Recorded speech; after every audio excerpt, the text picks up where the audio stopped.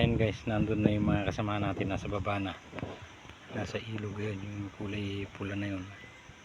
Ayan, nandun na sila. Ayan.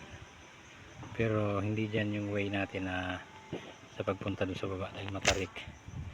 Bali dito tayo. Ayan. Suso tayo dito sa mga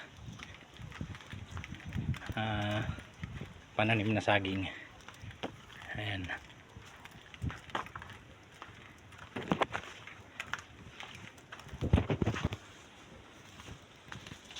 Ayan guys. Oh. Ayan. Ayan. Ayan, makikita nyo yung puno na yan. Yan yung tinatawag na kaong. Yan yung ginagawang kaong guys, yung pinangahalo sa halo-halo.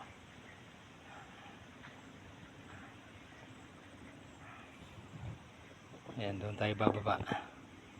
Ayan.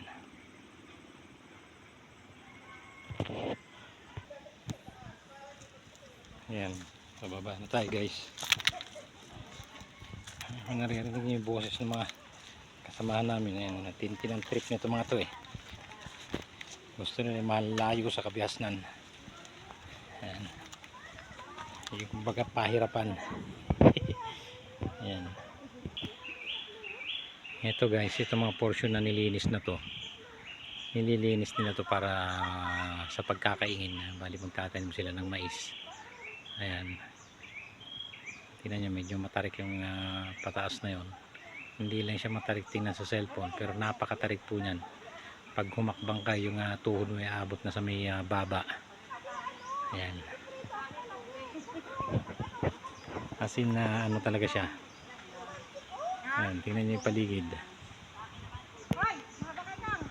Nandun naman yung ano sa baba.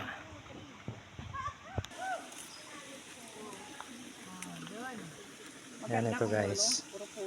Makukuha na natin sa malapitan yung puno ng kaong. Ayan. Kasi picture mo ako dito. Ayan, naabot kamay natin guys.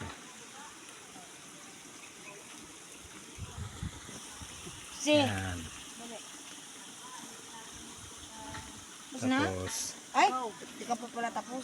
nandun naman yung ilog na ating paliliguan. 1, 2, 3. Ayan. Nandun na sila. Ayan. Ayan.